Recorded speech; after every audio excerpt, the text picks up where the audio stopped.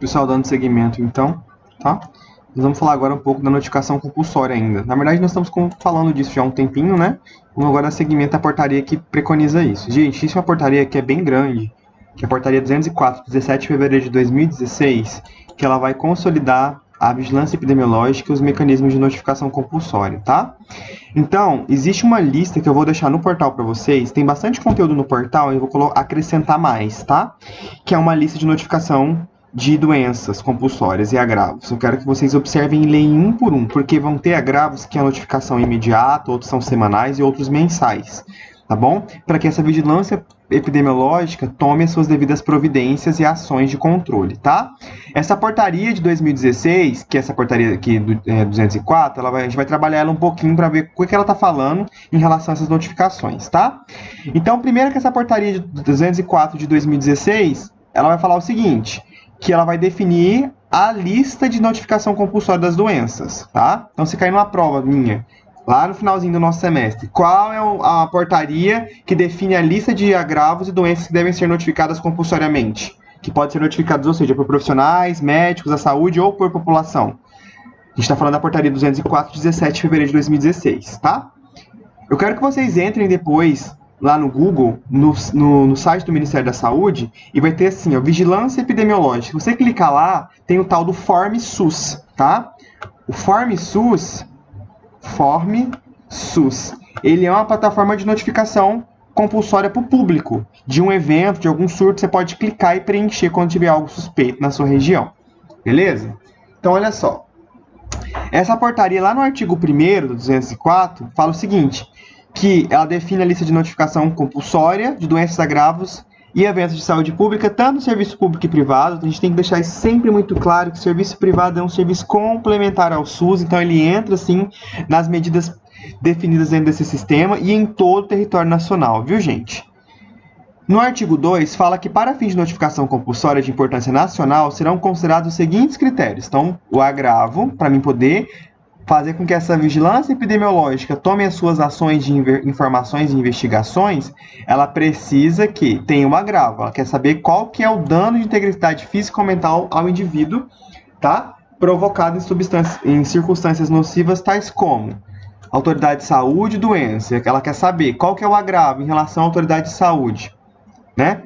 O Ministério da Saúde, a Secretaria de Saúde do Estado, Distrito Federal e Município são responsáveis pela vigilância em saúde em cada esfera da gestão do SUS. Então, por exemplo, alguma Secretaria de Saúde já notificou essa vigilância epidemiológica por conta de algum agravo físico, mental?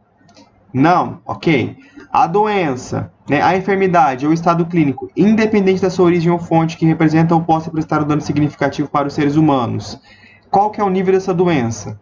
Dentro ainda, se essa doença é uma epizootia, né? É uma doença ou uma morte animal ou grupo de animais que possa prestar risco à saúde pública. Também falando em saúde pública, quer saber se esse evento, né, é um potencial de ameaça à saúde pública, como por exemplo, surto, epidemia, como agora, né? Surto ou agravo de causas desconhecidas, alteração do padrão clínico, considerando sempre o potencial da disseminação, a velocidade que essa doença vai se disseminar, a magnitude dessa velocidade, a gravidade, a severidade, a transcendência e a vulnerabilidade para pessoas que têm aí condições específicas e bem como as epizootias ou agravos decorrentes de desastres ou acidentes, tá? Então essa epizootia não é zoonose, viu, gente? Epizootia é quando o animal também sofre com a doença. Zoonose, o animal é só um vetor que transmite para nós.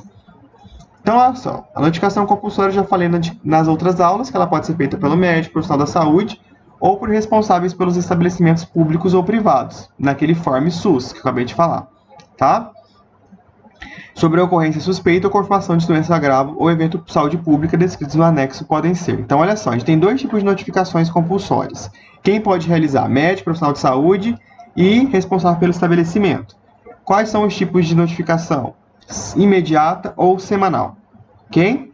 Bom, a imediata é em até 24 horas, depois que aconteceu a doença, beleza? Comunicar o mais rápido possível. E a semanal vai ser aquela realizada em até 7 dias ou a partir do conhecimento da ocorrência da doença ou agravo, beleza?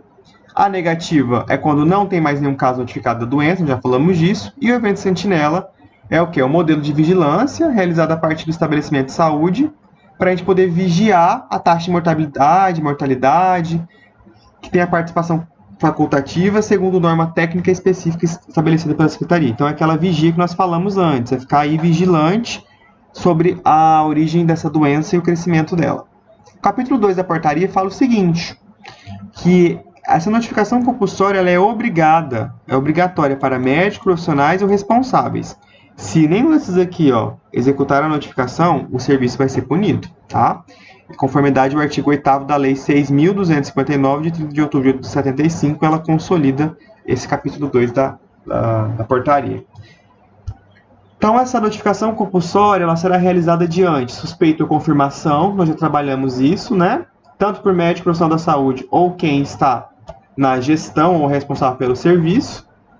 E a comunicação da doença, ela tem que ser feita, notifico ela aos estabelecimentos públicos, né? Então pode ser públicos e privados, no caso de locais de educação, como faculdade, cuidado coletivo, serviço de hemoterapia, laboratorial, instituições de pesquisas, todos esses têm que ser notificados também, ok?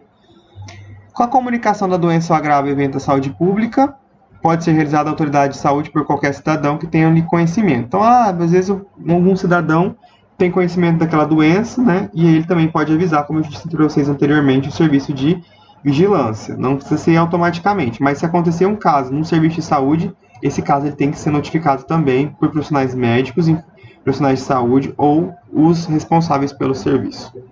Bom? A notificação de compulsória imediata tem que ser realizada até 24 horas no primeiro atendimento, tá? Que nós vimos. Então, chegou uma pessoa com suspeita de dengue ou suspeita de febre amarela. Notifica imediatamente, ok? Então, aí, até 24 horas, o serviço tem que avisar aí as esferas do SUS. Então, o profissional que realizou o primeiro atendimento notifica a autoridade de saúde até 24 horas e a autoridade de saúde informa as demais esferas de gestão do SUS em até 24 horas. Quem que é essa aqui? Quem que é essa autoridade de saúde? É a Secretaria Municipal de Saúde, tá? Então, olha só. Eu atendi um paciente com suspeita de febre amarela, notifique e avisa a Secretaria Municipal. Em até 24 horas, a Secretaria Municipal de Saúde tem que avisar a Secretaria Estadual de Saúde. A Secretaria Estadual de Saúde vai apurar os casos e vai informar, se caso for realmente positivo, a Secretaria, o órgão federativo, né? Que aí já é o Ministério da Saúde. Então, sempre garantir o sigilo das informações pessoais, né? E garantir a divulgação atualizada de dados públicos. Então, quem pode fazer é profissionais de saúde, o órgão de controle social e a população em geral. Bom, a Secretaria de Vigilância e Saúde, do Ministério da Saúde, fala sobre o quê? Que nós temos também, gente, normas técnicas complementares para poder preencher. Tá? Depois que eu preenchi essas normas técnicas que estão lá no site, ou até mesmo na ficha, eu tenho que respeitar esses critérios aqui, tá? Que são os fluxos, porque como a doença vai estar em risco de surto, que foi notificado, tem que fazer os fluxos operacionais, que é o que a gente está vendo agora. Estou com Covid-19, é suspeita, fica em casa, que hora que eu tenho que ir para o hospital? É aquele fluxo indicativo, tá? Para poder operacionalizar o sistema. Tem 90 dias para poder fazer essa publicação dos fluxos, certo? Vamos fazer uma perguntinha aqui. Isso aqui foi o que eu acabei de explicar, das portarias. Pausa o vídeo e pense.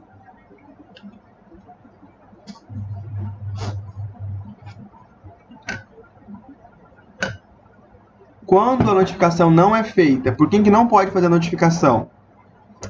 Qualquer cidadão que tenha conhecimento dessa ocorrência. Ele não pode... O que ele quer dizer aqui, gente? Que não pode notificar nas plataformas. Mas agora ele falar no serviço, ir lá e falar, ele pode. Mas notificar que tem que ser feito isso é o profissional de saúde ou responsável, tá? Mais uma.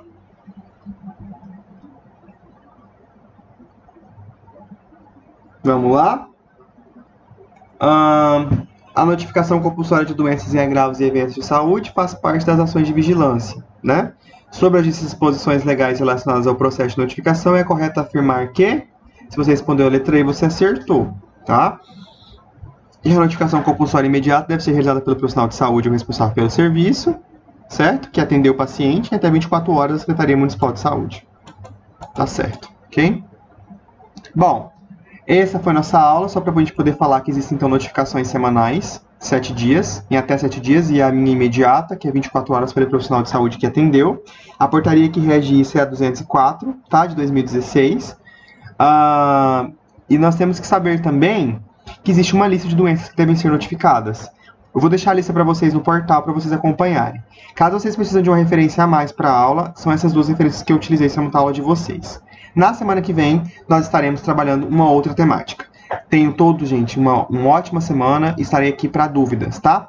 Entendam que existem sempre manuseios legislativos, leis, para poder estabelecer tudo que eu falei para vocês no decorrer dessas aulas que são gravadas. E eu reforço que as aulas que estão sendo gravadas são aulas que estão sendo colocadas para conteúdo de prova. Então, estudem e me perguntem via WhatsApp, e-mail ou AVA, caso seja necessário. Tudo bem? Estudem bastante as perguntas que eu deixo no vídeo para vocês também. É uma dica. Um abraço e uma excelente semana.